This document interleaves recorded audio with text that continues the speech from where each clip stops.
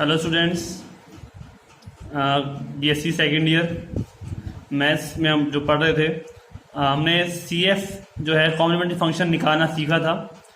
आपने ध्यान दिया हो अगर कॉम्प्लीमेंट्री फंक्शन निकालते टाइम, तो आपके पास एंड में C1 C2 स्वेच्छ अचर मिलते हैं, या ए बी मान लो, ये सब स्वेच्छ अचर मिलते हैं। उसके साथ ही आपका जो आंसर होता है वो एक व्यापक हल बन जाता है, ठीक है।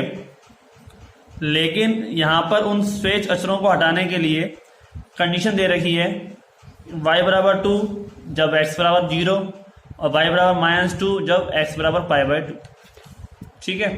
तो अब देखिए यहाँ पर हमारे पास इसको सॉल्व करेंगे और फिर बाद में कंडीशन भी रखेंगे। तो आपको इस तरह के सवालों पे भी ध्यान देना है, और ये सवाल मैं आपको करा देता हूँ, बाकी बचे सवाल आप कर लेंगे। तो पहले सॉल्व कैसे करना है, सिंपल है। दिया हुआ समीकरण है हमारे पास d² + 1 × y बराबर 0, ठीक है। सहायक समीकरण लेंगे, इसकी सहायक समीकरण लेने पर राइट, अब यहाँ पर क्या हो जाएगा, क्या होता है सहायक समीकरण, d बराबर m और y बराबर 1, तो ये हो जाएगा m² + 1 = 0। और इसके में दो घात का समीकरण है, तो दो मूल लिख लेंगे, m² बराबर -1 देन m बराबर रूट में -1 का मतलब क्या हो जाएगा प्लस माइनस आयोटा, ठीक है। तो दो मूल निकले, लेकिन दोनों निकले कैसे, काल्पनिक, ठीक है। अब इसको अगर कंपेयर करें तो alpha plus minus iota beta से, तो इसके अकॉर्डिंग ये 0 + -आयोटा है, यानी कि अल्फा का मान क्या है 0 और बीटा का मान क्या है 1, ठीक है। तो इन दोनों मानों को हम रख देंगे समीकरण के अंदर, यानी कि CF निकालते हुए जो हमारे पास मान है उसमें हम रख देंगे इसको।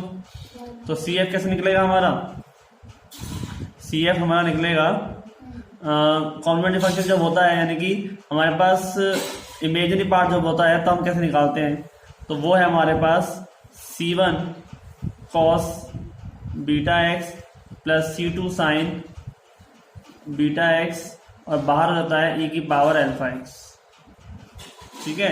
इसके बराबर y के बराबर, जो कि आगे क्या है 0 दे रखा है, ठीक है। अब हमारे पास अल्फा का मान रख देंगे यहाँ पे और बीटा का मान रख देंगे, तो y बराबर क्या हो जाएगा e⁻⁴x, C1 cos बीटा का मान 1 + C2 sin x, e⁻⁴ का मतलब क्या होता है 1 होता है। तो आंसर हो जाएगा यहाँ पे CF के लिए C1 cos x + C2 sin x। अब हमारे पास इस व्यापक हल तो हो गया, लेकिन इस व्यापक हल को सॉल्व करना है, यानी कि C1 और C2 के मान यहाँ पर हमें निकालने हैं। और C1 और C2 के मान निकालने के लिए हमें यहाँ पर कंडीशन दे रखी है, ठीक है। दो समीकरण बनेगी जिससे C1 C2 का मान निकल जाएगा, तो y का मान भी रखना है और x का मान भी रखना है, ठीक है। तो हम इसको रखते हैं, स्टार्ट करते हैं रखने में। तो फर्स्ट कंडीशन जो हमारे पास है y बराबर 2 जब x बराबर 0, ठीक है। समीकरण जो है मैं दोबारा लिख देता हूँ आपके लिए। तो समीकरण है हमारे पास y बराबर C1 cos x + C2 sin x, और कह रहे हैं कि y बराबर 0 जब x बराबर 2, है ना, यही है ना, सॉरी x बराबर 0, हाँ y बराबर 2, y बराबर 2 जब x बराबर 0, ये कंडीशन। तो y का मान रख देते हैं 2, x का मान 0, C1 cos 0 + C2 sin 0। cos 0 क्या होता है 1 और sin 0 क्या होता है 0, तो C1 × 1 + C2 × 0, C1 × 1 यानी कि C1, तो C1 का मान कितना हो गया 2 हो गया, राइट। अब हमारे पास सेकंड कंडीशन दे रखी है x बराबर π/2 जब y बराबर -2, ठीक है। तो रख के देख लेते हैं इसी समीकरण के अंदर, ठीक है। समीकरण नंबर 1 मान लेते हैं, तो समीकरण नंबर 1 से क्या हो जाएगा, y का मान क्या है -2, ठीक है। C1 cos x, cos का मान x का मान π/2 प्लस C2 sin π/2। ठीक है, तो cos π/2 कितना होता है 1, sin π/2 कितना होता है नहीं, cos π/2 होता है 0 और sin π/2 कितना होता है 1। ठीक है, तो ये तो हो जाएगा 0, C1 का मान ऐसे निकाल रखे लेकिन यहाँ पे 0 हो जाएगा और C2 × 1 यानी कि C2, तो C2 का मान कितना हो गया -2। ठीक है, अब C2 का मान क्या आ गया -2 और C1 का मान आ गया 2, तो दोनों मान उठा कर रख देंगे समीकरण नंबर 1 में। तो समीकरण नंबर 1 से y = C1 की वैल्यू तो हो गई 2 cos x प्लस C2 का मान है -के, तो यहाँ माइनस हो जाएगा -2 sin x। ठीक है, तो ये हो गया आपका आंसर बिना किसके शेष अक्षरों के। ठीक है, तो इस शेष अक्षरों में जो मान था वो तो क्या था व्यापक हल था, और ये मान जो है वो बिना शेष अक्षरों के है, तो इसको हम क्या बोलेंगे विशेष हल। ठीक है, इनको हम विशेष हल बोलते हैं। तो अब हमारे पास इस तरह सवाल भी हमने कर लिए। नेक्स्ट जो हम पढ़ेंगे, अब हम पढ़ेंगे कैसे हम विशेष हल यानी पर्टिकुलर इंटीग्रल विशेष समाकल ज्ञात करें। विशेष समाकल कैसे ज्ञात करते हैं वो हम देखेंगे। ठीक है, तो हमारे पास जो है कंडीशन वो हम करते हैं। अब आपको मैंने पहले ही बताया था कि विशिष्ट हल कब ज्ञात किए जाते हैं। विशिष्ट हल तब ज्ञात किए जाते हैं जब आपके पास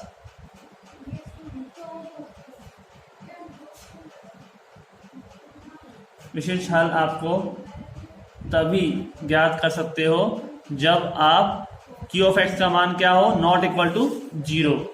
ठीक है, तो हम देखते हैं यहाँ पर कई विधियां हैं विशिष्ट हल निकालने की। तो पहली विधि से हम देखते हैं,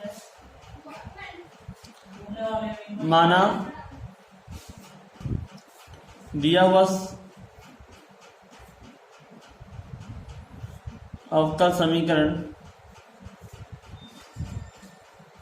है हमारे पास f(d) of y = q(x), right, जहां पर q(x) का मान क्या है ≠ 0 है। इसका ध्यान रखना हमको। तो अब हम ये मानते हैं कि 1/f(d) q(x) x का कोई ऐसा फलन है, कोई ऐसा फलन है जिस पर f(d) की संक्रिया करने पर क्या प्राप्त होता है, करने से q(x) मिलता है। ठीक है, समझ में आया ना, मतलब कि क्या मैं कहना चाह रहा हूं कि f(d) लगाऊं 1/f(d) q(x) के ऊपर, तो क्या मिलेगा हमें q(x) मिल जाएगा। बिल्कुल ठीक, समीकरण नंबर 1 इसको मान लेते हैं और 2 इसको। अगर हम देखो अब 1 और 2 की तुलना करें, ठीक है, 1 और 2 की हम तुलना करें तो q(x) तो यहाँ पर भी है, q(x) यहाँ पर भी है। अब यहाँ से f(d) से ही मैंने कि q(x) का मान क्या हो जाएगा, यहाँ से f(dy), यहाँ पर रख दूँ f(d) और y, तो f(d) से f(d) कैंसिल। ठीक है, तो y क्या हो जाएगा 1/f(d) q(x). देखो 1 व 2 की तुलना करने पर, ठीक है, मैंने क्या किया है इस q(x) का मान यहां से रख दिया f(dy) सिर्फ इस वाले को। तो मान लो मैं कर देता हूं आपको f(d) 1/f(d) q(x), ठीक है, और इसका मान क्या रख दिया मैंने f(d) और y। कहाँ से, समीकरण नंबर 1 से, इसके अंदर। ठीक है, समीकरण नंबर 2 में 1 से मान रखने पर तो क्या हो जाएगा f(d) से f(d) कैंसिल और y बराबर ये हो गया 1/f(d) और क्यू ऑफ एक्स। ठीक है, तो ये क्या हो गया हमारे पास, विशिष्ट हल हो गया। क्या हो गया, विशिष्ट हल, यानी कि पर्टिकुलर इंटीग्रल से हम बोलते हैं पी आई। देखिए आपको ध्यान रखिए, मैं आपको हर बार जब भी सी एफ यानी कि कॉम्प्लीमेंट्री फंक्शन निकालूंगा तो सी एफ बोलूंगा, और इसको मैं जब निकालूंगा तो मैं इसको पी आई ही बोलूंगा, पर्टिकुलर सॉल्यूशन या फिर पर्टिकुलर इंटीग्रल। ठीक है, हल भी बोल सकते हैं इसको और इंटीग्रल भी बोल सकते हैं। ठीक है, विशिष्ट समाकल भी होता है ये, विशिष्ट समाकल, जैसे समाकल ही लिखो उसको, हल नहीं, हल की वैल्यू अलग अलग होता है, इसको थोड़ा सा करेक्शन कर लो। ठीक है, सॉल्यूशन नहीं है, ये इंटीग्रल है। सॉल्यूशन तो मैंने आपको बताया था अभी, जब मैंने C1 C2 के मान रख दिए थे ना, C1 C2 के मान रख दिए यानी कि वो गायब हो गया, उसको हटाने के बाद जो सॉल्यूशन आया वो क्या था, विशिष्ट हल था। ये विशिष्ट समाकल है, इंटीग्रल। ठीक है, तो इसको मैं क्या बोलूंगा, पी आई। इसके बाद का ध्यान रखना है कि पी आई है और वो क्या है, सी एफ है। ठीक है, अब इसमें क्या है चलेगी, कंडीशंस चलेंगी। किस पर डिपेंड करेगा, ये सारा मान डिपेंड करेगा क्यू ऑफ एक्स पर, कि क्यू ऑफ एक्स कैसा है, यानी कि फंक्शन कैसा है एक्स का। ये एक्स का कौन सा फंक्शन है, साइन एक्स है, कोस एक्स है, ई की पावर एक्स है, या एक्स स्क्वायर है, एक्स क्यूब है, ओनली एक्स है, इस तरह के जो फंक्शन है। ठीक है, लॉग एक्स है, इस तरह के फंक्शन जो है उसके लिए हम उसको कैसे सॉल्व करेंगे वो हम सब यहाँ पर सीखेंगे कि विशिष्ट समाकल कैसे निकाला जाता है, पर्टिकुलर इंटीग्रल कैसे फाइंड किया जाता है। ठीक है, तो केस फर्स्ट की मैं आपसे बात करूं, अगर केस फर्स्ट क्या कहता है कि यदि एफ ऑफ डी बराबर डी। ठीक है, आप देखिए पीछे मैंने यहाँ पे लिखा है 1/f of D into Q of x, यानी कि क्या करना है, एक्स क्यू ऑफ एक्स का डी के सापेक्ष, यानी जितना भी आपके पास डी है, मान लो डी स्क्वायर है तो 2 बार क्या हो जाएगा, समाकल हो जाएगा, डी क्यूब है तो 3 बार हो जाएगा। ये बस इसका सोल्यूशन निकाल लो, इसका सोल्यूशन निकाल लो, आपको जो भी वैल्यू आएगी वो किसकी हो जाएगी, विशिष्ट समाकल की हो जाएगी, और दोनों मिलाकर सी एफ और पी आई मिलाकर क्या बन जाएगा, जनरल सॉल्यूशन। ठीक है, ये ध्यान रखना है, 1/f ऑफ डी। तो मैंने क्या करा है कि एफ ऑफ डी की जगह मैंने डी रख दिया, तो क्या हो गया, y बराबर 1/d क्यू ऑफ एक्स, और 1/d का मतलब क्या होता है, समाकल। और मैं ना आपको सबसे सिंपल तरीका है ये, अगर मान लो आपके पास एफ ऑफ डी बराबर डी दे रखा हो, ठीक है, तो आप 1/d यानी कि समाकल निकाल लो, उसका समाकल कर दो क्यू ऑफ एक्स का, जो भी आंसर आएगा वो किसका हो जाएगा, y का हो जाएगा, प्लस में सी एफ तो आएगा, ये याद रखना। ठीक है, सी एफ तो निकलेगा ही निकलेगा। आगे चलते हैं, तो हमारे पास और क्या केस है, तो केस सेकंड जो इम्पोर्टेंट भी है अपने आप में, क्या कहता है वो, देखो प्रॉपर तो आपको समझ में आएगा एग्जांपल से, लेकिन फिर भी इसको तो करना होगा। ये चीजें तो आपको अगर बेसिक चीजें ध्यान में रही ना, ये चीजें तो आपको मैं कह रहा हूँ कि कोई सा भी सवाल करा लो आप कर लोगे। अगर ये चीजें ध्यान में नहीं है कि सर ने क्या समझाया था, ये चीज क्या होती है, मतलब डी है तो एक बार समाकल, डी स्क्वायर है तो 2 बार, ठीक है, इस तरह से करते हैं, डी क्यूब है तो 3 बार। तो अगर ये चीज समझ में आ गई तो आपको इस प्रश्नावली के और आगे आने वाले हर प्रश्नावली के सवालों में कोई दिक्कत नहीं आने वाली है। राइट, बस इसका ध्यान रखना। नेक्स्ट केस है हमारे पास एफ ऑफ डी बराबर डी माइनस एल्फा। ठीक है, तो इसमें हम समाकल निकालेंगे, यानी कि विशिष्ट समाकल पी आई क्या निकालेंगे, y बराबर 1/d माइनस एल्फा और q ऑफ x। ठीक है, 1/d minus alpha into q of x। ठीक है भाई, एफ डी की जगह पर जो भी आएगा वही 1/, में आ जाएगा। तो अब d माइनस एल्फा y बराबर q ऑफ x, ठीक है, या हम कह सकते हैं इससे मल्टीप्लाई हो गया, तो d y upon d x minus alpha y बराबर क्यू ऑफ एक्स। तो सर सीधा सा फॉर्मूला बता दूंगा आपको, d minus alpha q of x, तो ई की power alpha x q of x और ई की पावर माइनस एल्फा एक्स।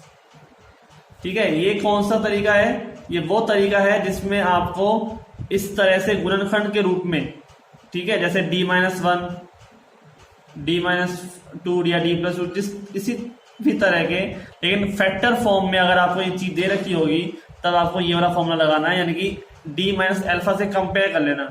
जैसे मान लो यहाँ पे 1/d-1 है, तो अल्फा का मान क्या हो जाएगा +1, ठीक है। अगर प्लस है तो क्या हो जाएगा माइनस। ये ध्यान रखना है कि बाहर एक बार क्या आएगा, अगर यहाँ पे माइनस है, d माइनस एल्फा है यानी कि अल्फा का मान प्लस है, बाहर प्लस आएगा और अंदर माइनस आएगा, ठीक है। ऐसा उल्टा कर दे, और यहाँ पे प्लस है, यहाँ पे माइनस आएगा और यहाँ पे प्लस आएगा। ये ध्यान रखना है, बाहर जो भी है उसका उल्टा होगा, पहले जो बाहर है उसका यहाँ पर उल्टा होगा, उसके बाद बाहर वाले का उल्टा यहाँ हो जाएगा, ठीक है। समझ में आ गया। इसे कह सकते हैं कि इसका ये जो है वो यहाँ पर आएगा अंदर। कैसे भी आप हिंट से याद रख सकते हो, जैसा भी आप चाहो हिंट से याद रख सकते हो, कोई प्रॉब्लम नहीं है, लेकिन याद का मतलब समझना है और प्रॉपर दिमाग में बैठ जाना चाहिए। अब हमसे बात करें कि भाई ये तो एक बार का फैक्टर हो गया, और मोर देन फैक्टर हो तो क्या करें। हमारे पास मोर देन फैक्टर हो तो हम यहाँ पर केस थर्ड पढ़ेंगे, ठीक है। अगर हमारे पास मोर देन फैक्टर हो तो केस थर्ड पढ़ेंगे कि यदि f ऑफ d बराबर d minus alpha 1, d minus alpha 2 और d माइनस एल्फा n ये है, तो pi यानी कि विशिष्ट समाकल क्या होगा, y बराबर 1/d minus alpha 1, d minus alpha 2 और d माइनस एल्फा n, ठीक है। d minus alpha 1, d minus alpha 2, d minus alpha n dot dot करके साथ में क्या हो जाएगा q ऑफ x, ठीक है। यानी कि भाई ये चीज ध्यान रखनी है ना, भाई y का मान निकालना तो 1/में ले आओ, जो भी दे रखा है आपको यहाँ पे, जो भी d का फंक्शन दे रखा है उसको 1/में ले आओ और साथ में क्या लगा दो q ऑफ x लगा दो, राइट। और इसका अगर मैं फाइनली आंसर यानी कि पी आई बताऊं, जो जनरल फॉर्म हमारे बनेगी वो क्या बनेगी 1/d माइनस एल्फा 1 के हिसाब से, चलो मैं सीधा लिख देता हूँ यहाँ पे। हमारे पास क्या टर्म बनेगी e की power alpha nx q n minus 1 x e की पावर माइनस एल्फा nx और ये हो जाएगा dx, ठीक है। समझ में आया, मतलब कि n टर्म ले ली ना मैंने, यहाँ पर n आ जाएगा, बस एक बार है तो एक बार हो जाएगा, दो बार है तो दो बार होगा, तीन बार होगा, ये बात का हमें ध्यान रखना है, राइट। समझ में आया ना भाई, एक बार हो जाएगा। अगर यहाँ पे मान लो दो बार है, d minus alpha 1 d minus alpha 2 है, तो इसको आंशिक भिन्नों में तोड़कर और साथ में प्लस लगाकर ऐसे ही सेम काम यहाँ पे हो जाएगा। अगर 3 बार है तो फिर 3 बार काम हो जाएगा। मैं आपको एग्जाम्पल बताऊंगा तब आपको अच्छे समझ में आ जाएगा, ठीक है। तो इस फॉर्मूले हैं, इसको ध्यान में रखना है। नेक्स्ट लेक्चर में हम इसके एग्जाम्पल्स करेंगे, ठीक है। ऑप्शन आपको समझ में आ गया होगा। तो आज के लिए इतना ही, मिलते हैं फिर, धन्यवाद।